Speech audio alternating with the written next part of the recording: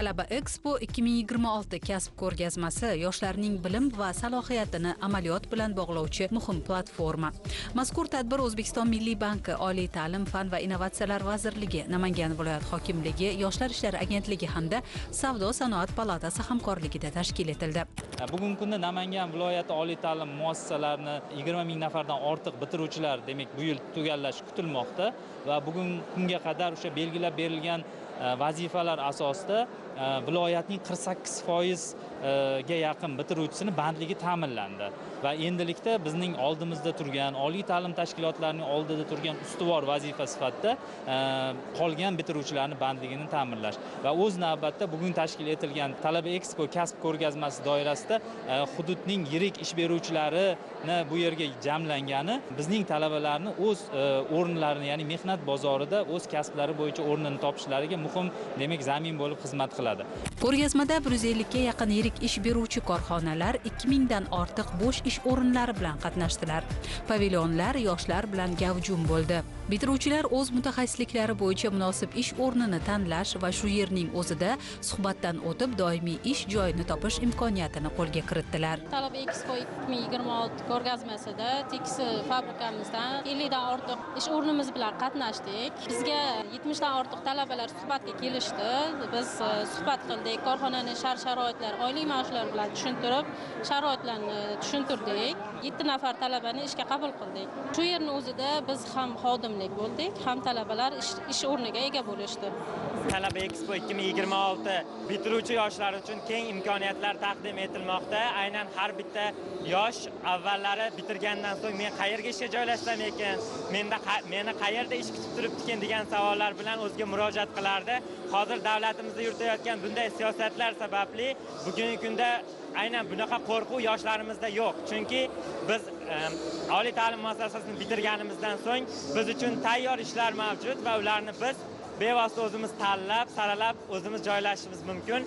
Men ham pedagogik oliy ta'lim muassasasi talabasi bo'lganligim uchun o'zimni maktab sohasida sinab ko'rmoqchi bo'ldim. Aynan ushbu Expo dasturi doirasida men o'zim maktabdan ish topdim, suhbat jarayonlaridan o'tdim va ularni menga bildirgan ishonchdan juda ham xursand bo'ldim.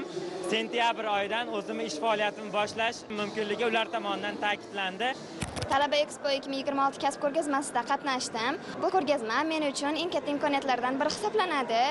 Hozirda 3 ta korxona bilan suhbatda bo'ldik va bitta korxona bilan shartnoma imzoladim. Ma'lumotlar olish ham juda qulay. QR kodlar orqali biz ma'lumotlarimizni berdik va ishga kirayotgan korxonam haqida ma'lumotlarga ega bo'ldim va oylik maoshlari haqida ma'lumotlarga ega bo'ldik. Bu kasb ko'rgazmasi talabalar uchun juda ham katta imkoniyat bo'ldi. Biz talabalar endilikda ishlarni qidirib, ko'chada sarson bo'lib yurmaymiz. Shu yerning o'zida biz o'zimizga munosib ishlarga ega bo'lmoqdamiz. Biz yoshlarga berilayotgan shunday e'tibordan biz prezidentimizga minnatdorchiligimizni bildiramiz. Talaba Expo kasb ko'rgazmasining nufuzi yildan yilga oshib bormoqda. O'tgan yili tadbirga 8677 nafar talaba ishtirok etgan bo'lsa, joriy yilda bu raqamlar 10215 nafarga yetdi. O'sish 118% ni tashkil qildi. Ish beruvchilar bilan bevosita suhbat o'tkazgan talabalar soni esa 2253 nafardan 5553 nafarga ko'paydi. O'sish sur'ati 246%. Yoshlar bandligini ta'minlash maqsadida Namangan viloyati uchun ajratilgan moliyaviy resurslar hajmi ham ortib, 2025-yildagi 17,5 milliard so'mdan joriy yilda 26,5 milliard so'mga yetdi. O'sish 151%. Ish o'rinlari aniqlangan talabalar soni ham sezilarli oshib, 914 nafardan 1065 nafarga yetdi va o'tgan yilgiga nisbatan 116% ga oshdi. Tadbirkorlikka yo'naltirilgan yoshlar soni esa keskin oshib, 68 nafardan 117 nafarga ko'paydi. Bu ko'rsatkich yoshlarning biznes va tadbirkorlik faoliyatiga qiziqishi tobora ortib borayotganligini ko'rsatadi. Shuningdek, 2026-yilda ajratiladigan kredit mablag'lari hisobidan yaratiladigan ish o'rinlari soni 544 nafarga yetishi rejalashtirilgan bo'lib, bu o'tgan yilgi 290 nafar ko'rsatishga nisbatan 188% ga ko'pdir. Hurmatli prezidentimiz bitiruvchilar uchun, oliy ta'lim bitiruvchilari uchun ish bilan band qilish emas, balki ular uchun munosib sharoit yaratish masalasini o'rtaga qo'ydilar. Bu 61-sonli qarorda ham, 210-sonli qarorda ham va kuni kecha oliy ta'lim fan innovatsiyalari vaziri hamda tarmoq mas'ullari bilan bo'lgan taqdimotda ham aynan shu masala ko'tarildi. Bu nima degani? Bu endi talaba yurib ish beruvchini eshigini taqillatib yurish emas. Ish beruvchi bugungi shartnomalar imzolanishi, moliyaviy resurslarning ko'payishi bilan bog'liq masalada bitta hikmatni ko'rish kerakki, ish beruvchi bu yilgi bitiruvchiga bo'lgan ishonchini mustahkamlanayotganligi. Bu juda katta resurs. Bu juda katta motiv hisoblanadi va shuning uchun ham shu nuqtai nazardan olganda bu yilgi 2026 Exponing o'ziga xos xususiyati. Yana bir muhim jihat. Bu kelajakka qadam dasturi doirasida o'z Milliy bankning tavsiyalari asosida bu yilgi holatdan kelib chiqadigan bo'lsak, bu moliyalashtirishning fondi ko'paygan. Ana shu masalani prezidentimiz bu yildan iyun oyidan boshlab uni yana 100 million dollarga oshirdi. Bu degani imkoniyatlar yana kengaydi. Biz talaba kelajakka qadam dasturi loyihasida dastlabki moliyalar 10 milliondan boshlangan edi va 1 milliardgacha edi. Hozir 2 milliardgacha bordi. Bu yangi imkoniyatlarni biladi. Endi 10 million olgan bola endi 20 milliondan boshlaydi loyihasini. Bu ayniqsa pedagogik ta'lim uchun ham juda katta imkoniyat, bu yangi tadbirkorlik obyektlari uchun. Talaba Expo kasb ko'rgazmasi yoshlarning kasbiy faoliyatiga dadil qadam qo'yishi, o'z salohiyatini namoyon etishi va kelajak rejalarini belgilab olishi uchun muhim zamin yaratdi. Davlatimiz rahbarining joriy yil 1-iyunda qabul qilingan tadbirkorlik loyihalarini qo'llab-quvvatlash orqali yoshlar bandligini ta'minlashga doir qo'shimcha chora-tadbirlar to'g'risidagi qarori o'z biznesini boshlamoqchi bo'lgan yigit-qizlarga va tadbirkorlarga ko'plab imtiyozlarni taqdim etdi. Talaba Expo 2026 ko'rgazmasi bo'lib o'tmoqda. Bu an'anaga aylanib ulgurdi. Aynan prezidentimiz 2025-yil 14-fevralda yoshlar bilan uchrashganlarida 61-sonli qarorlarni e'lon qilgandilar va shundan boshlab kelajakka qadam dasturi barcha oliy ta'lim muassasalarida tashkil etildi va u yerdagi bitiruvchilarimizga o'zlarini kelajakdagi dasturlarni eshitib, ularga qanday kreditlar ajratilishi mumkin shular xususida to'liq ma'lumotlar berishga aylanib ulgurgan edi. Endi esa kuni kecha 1-iyun kuni 210-sonli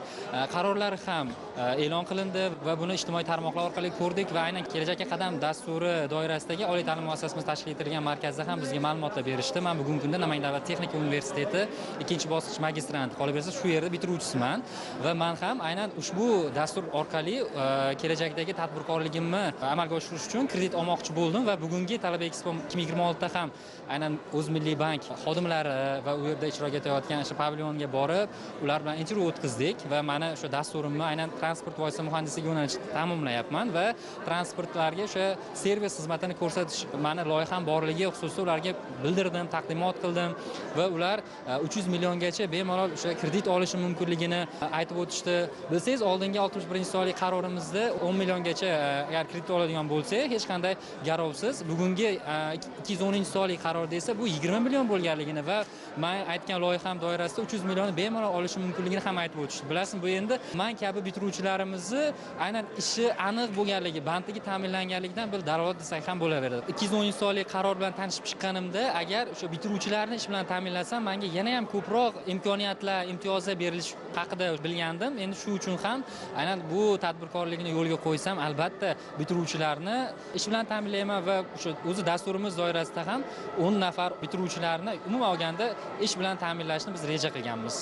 Hozirda tadbirkorman. Faoliyatimiz yo'nalishli taksi xizmati. Prezidentimiz 210-sonli qaroriga asosan shu bankka murojaat qildik. 7 milliard so'm mablag' ajratish imtiyozli, 15%lik. Shu mablag'dan foydalanib aholiga qulaylik yaratish maqsadida yana avtobus olib kelib faoliyatimizni kengaytirmoqchimiz. 4 nafar talabani ishga qabul qilganim uchun menga shu imtiyozli kredit Milliy bankdan oldim. Umumiy hisobda tadbirkorlik faoliyatimizda 15 nafar ishchi xodim bor. Ulardan ichida 4 nafari talaba.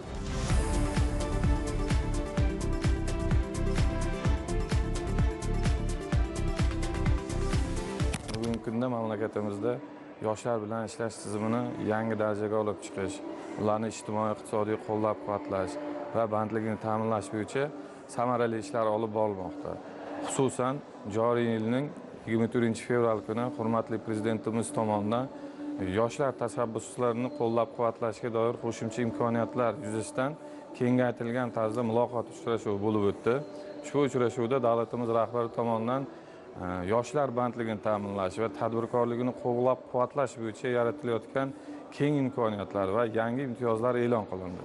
Haftaning har payshanba kuni yoshlar kuni deb belgilanib, hozirda har bir tashkilot rahbari tomonidan yoshlar bilan uchrashuvlar o'tkazish yo'lga qo'yilgan.